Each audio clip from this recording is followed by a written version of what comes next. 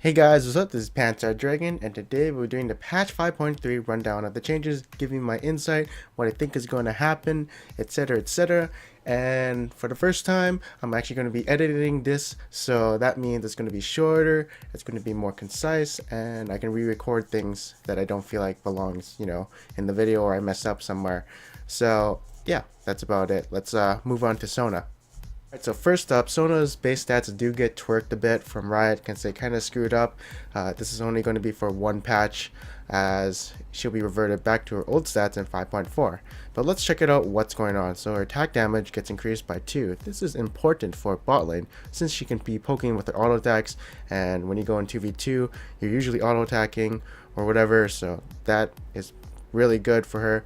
Her movement speed gets buffed. Now, when movement speed gets buffed or nerfed, it usually the win rates go higher and lower. And so with this right here, I feel like her win rate's going to go up, but let's check out the other stats. So right here, her base stat at level 1 is higher. When she hits level 2, it's generally going to be the same, and then after that, her health growth stat is going to be higher at level 3, and then so on. Her mana regen gets toned down, but her mana regen growth stat gets toned up. So honestly, her win rate's probably going to go up because of all these stat changes, I feel. But is she going to be top 5? Maybe in lower elo, but in higher elo, I don't think so. Alright, so next up we'll be talking about Ahri. So there's a lot of nerfs that makes me believe that she's actually not going to be viable, but what's going to happen is basically in like a month or two she's going to be picked up by pro players and used in the LCS again, or I could be completely wrong and she's actually still going to be good, but not as good as before. So basically her assassin potential, as you can see right here, her W and R, people are going to have to get used to it when she like dashes in, hits someone or something like that. And like the biggest nerf of course isn't the mana. I feel like this is fine. Now she has to maybe buy like a few more Doran's rings or maybe even go Morello, Nomicon or whatever. But right here I think this is a big hit because what I'm thinking is that when base damages get nerfed, it's harder for you to come back if you're behind, because what you rely on is your base damages to kill people, and if you are relying on AP ratios to get back for damage, then that's going to be hard when you're behind, of course, since you're being pressured.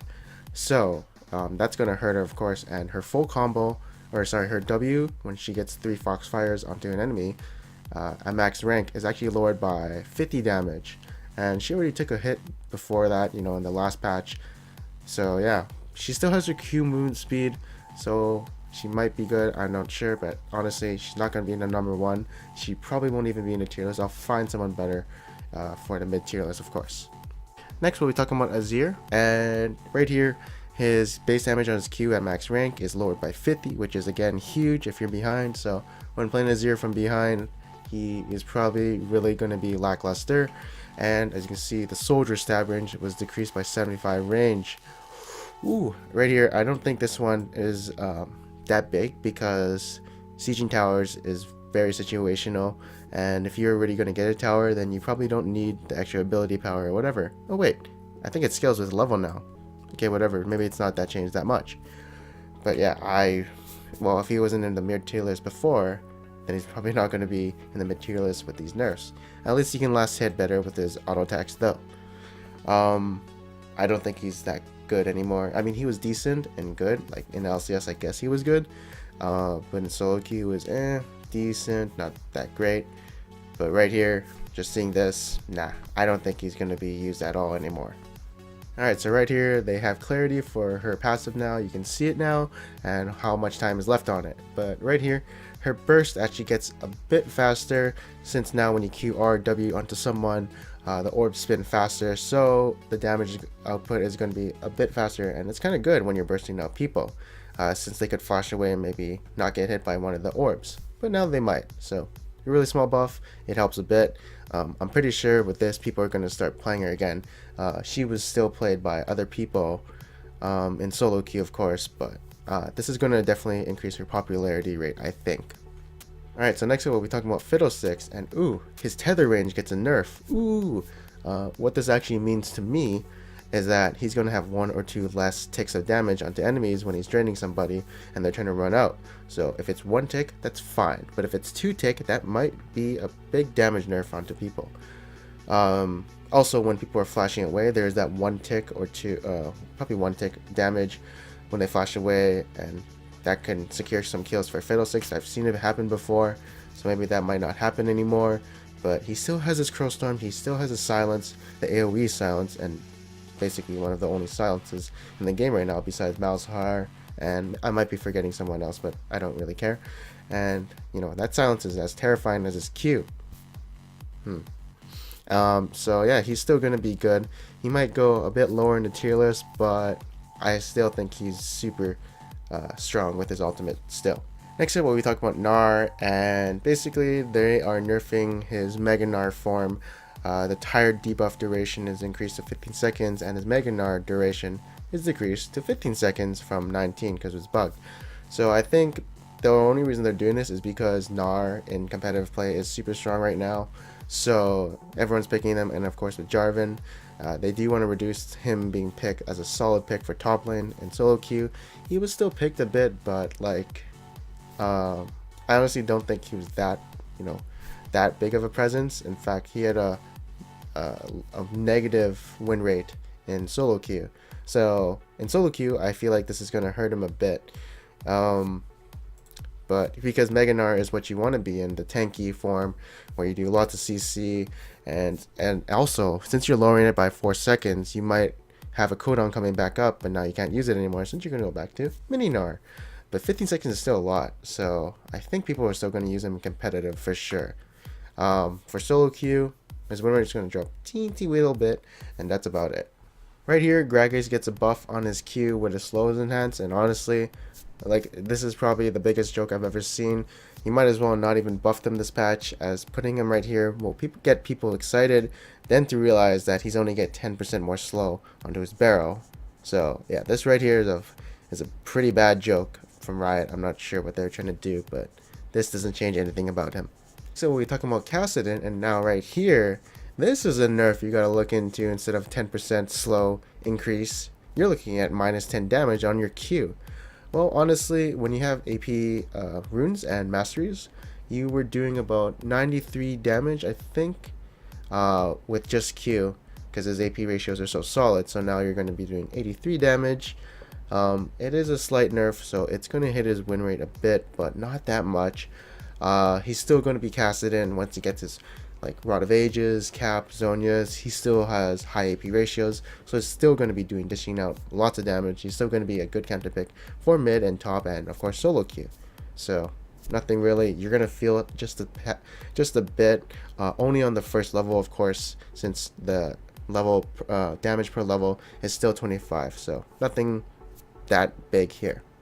Next up, we'll be talking about Kennen, and right here is the buff that I think will bring him back for sure. He was being played a bit in the last patch, of course, but right here there's going to be a popularity increase, and in LCS some people have actually been playing him. And so let's go for the buff. Basically what you can do now is run into team fights with your E, cast your R, and instantly press W and shock everyone.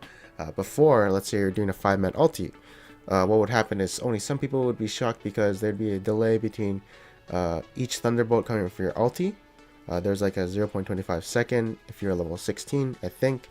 And so yeah, this overall makes consistency. You get the AoE damage consistently, of course, and that's really good. So I've seen some players like Scar try him out in solo queue.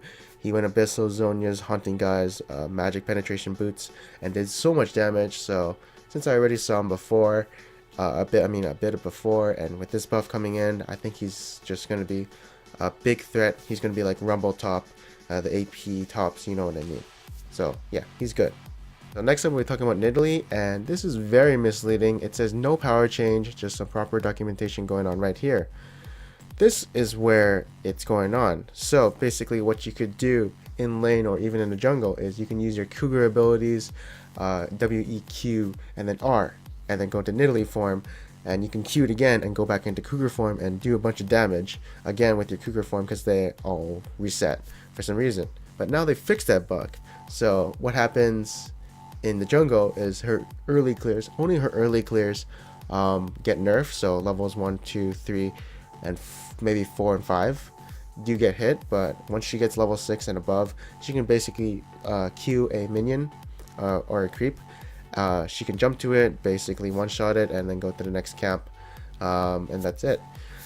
So in laning phase, of course, maybe you want to do WEQ, go back to human form, spear them, and then do rinse and repeat and do some more damage. So that may hit mid Nidalee too.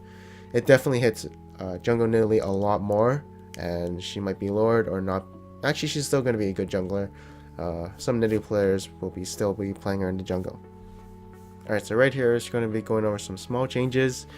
So right here, Twisted Fate, he can now stack his deck on towers, but he can't actually damage them with it. And now his ultimate will be like Rek'Sai's ultimate, where it pings and when he's coming. But the funny thing is, they didn't actually add this to Pantheon's ultimate or even Shen's, which is a bit weird to me, but whatever. Right here, Varus's CAC gets bigger, wider. Varus's CAC gets wider. It does increase the reliability. I've seen some Varus's miss with his ultimate a few times, so you know, maybe that won't happen as much anymore. Right here, Zarya gets to display their range when grown. I'm not sure if it's only for her or for the enemy team. If it shows for the enemy team, it's basically going to be a small nerf to her in general. Like, if you guys know what I mean, the psychology part, I guess. Alright, so right here, there was a spell shield bug before. Basically, what was happening was when you pop the spell bubble of Sivir, Nocturne, or even Banshee's Veil, it says it reduced damage from all sources when blocking a spell. I thought it reduced basically all damage, and like not reduce some damage but all. So maybe either this is a typo or something, I'm not sure. But now it's fixed, and yeah.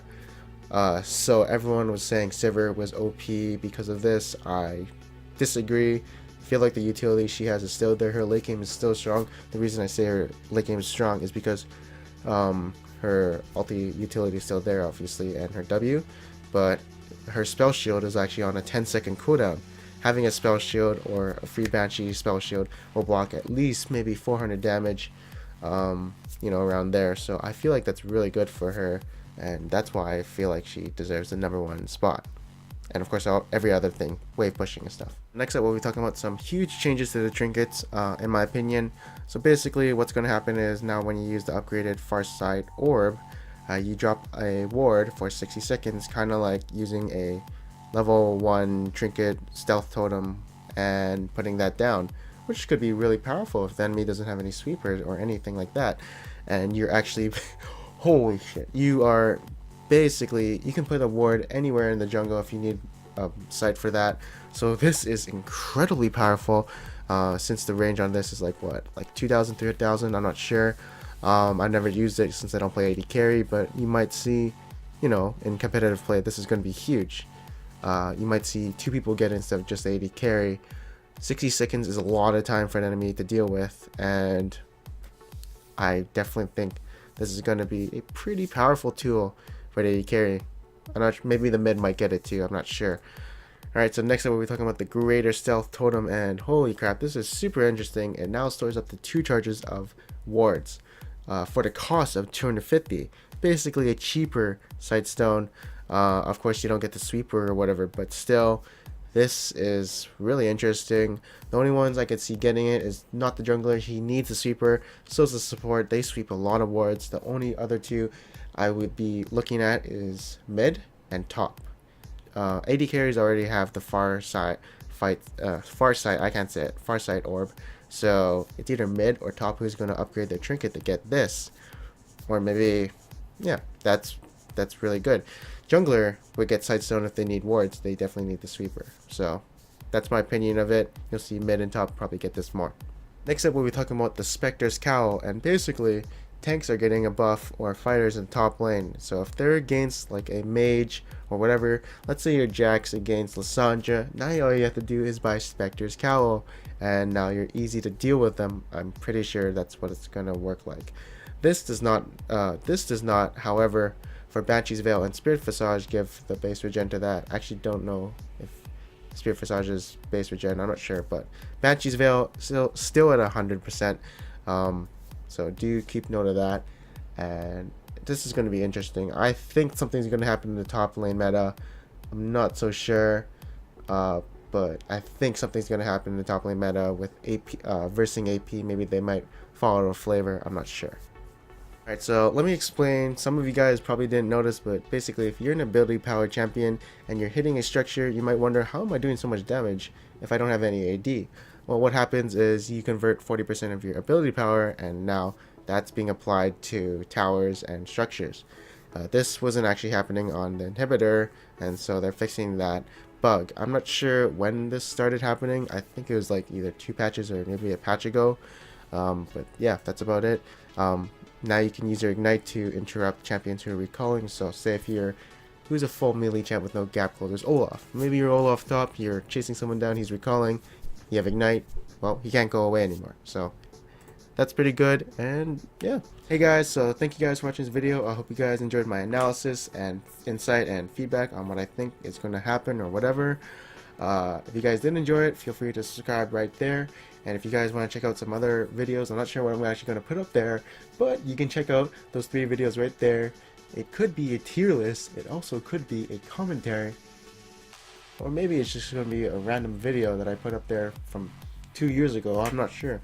And that video could be unlisted, so it could be the only way to get to that video is by watching this video and waiting to the end. So anyways, I am Panzer Dragon. Thank you guys for watching this video, and I'll see you guys next time.